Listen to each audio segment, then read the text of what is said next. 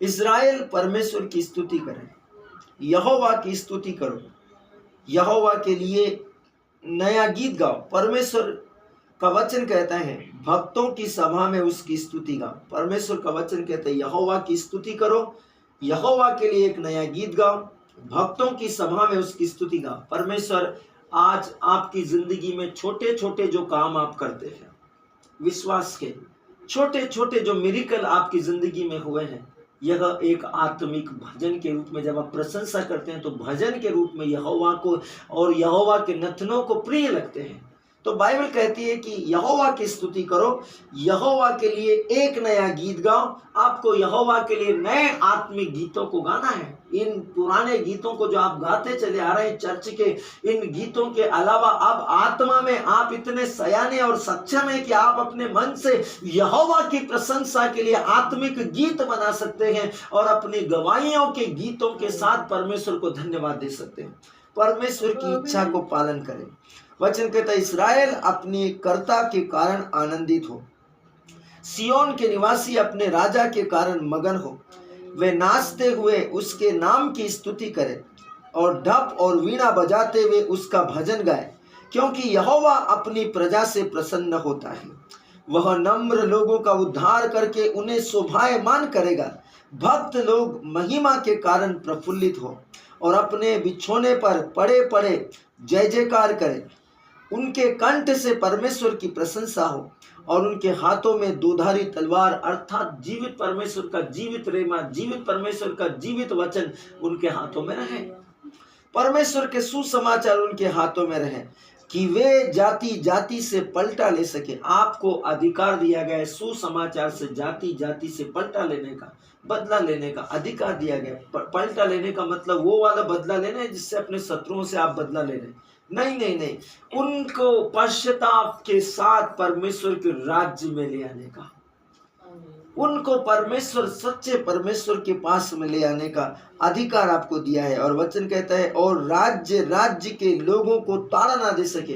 कौन कौन से लोगों को ताड़ना दे सके? अलग अलग राज्य के वे लोग जो परमेश्वर के राज्य में, परमेश्वर के राज्य के लोगों के जीवन में बाधक है, उन्हें ताड़ा ना दे सके। क्यों? क्योंकि आपके पास सुसमाचार है। आप उनकी समझ की आंखें, समझ के कान, समझ और बुद्धि को खोल सकते हैं सुसमाचार के द्वारा, क्योंकि समझ की आत्मा आपको दी गई है। परमेश्वर का वचन कहता है और उनके राजाओं को जंजीरों से और उनके प्रतिष्ठित पुरुषों को लोहे की बेड़ियों से जकड़ रखे। इसका मतलब क्या है? क्या राजा को कोई जंजीर से बांध सकता है?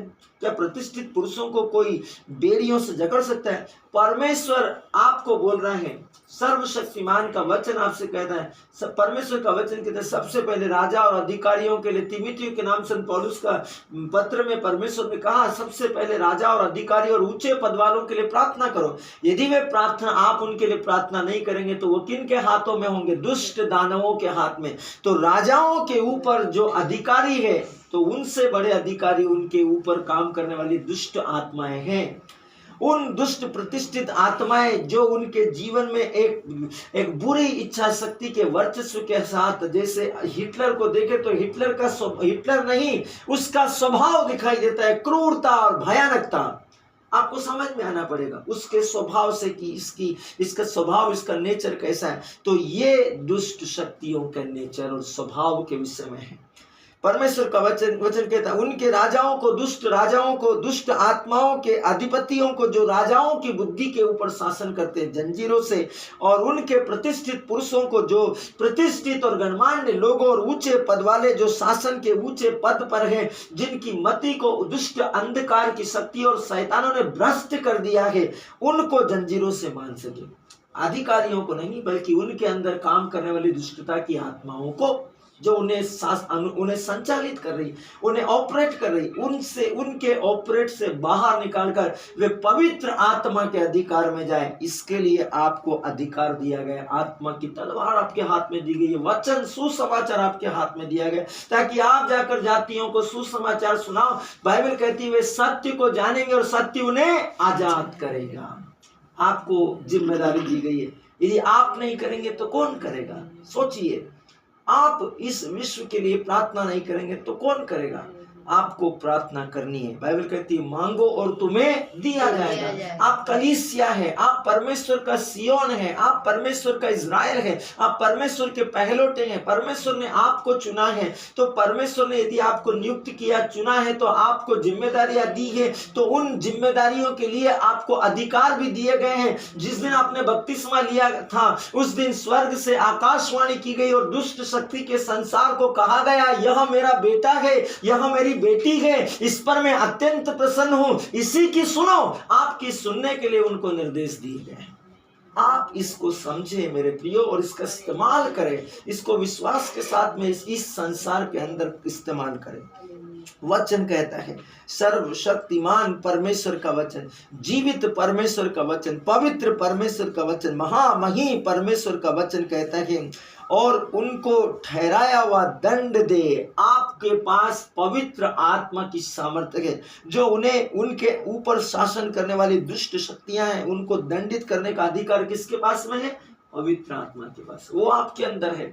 सत्यनिष्ठा का आत्मा, परमेश्वर का आत्मा, आपको स्वर्ग से पवित्र आत्मा, स्वर्ग के परमेश्वर का आत्मा दिया गया। उसे अधिकार है दंड देने का, क्योंकि प्रभुता उसके कंधों पर रखी गई है और वो आप में बसा हुआ है। फिर बाइबल कहती है उसके सब भक्तों की ऐसी ही प्रतिष्ठा होगी। आपका नाम प्रतिष्ठित और महिमान्वित किया जाएगा इस विश्व में। इस विश्व के लोगों के सामने आपकी प्रतिष्ठा, आपकी कीर्ति बढ़ेगी। यहोवा की स्तुति करो। धन्यवाद सर्वशक्तिमान। स्तोत्र 150 स्तोत्र ग्रंथ का जो हम पढ़ते हैं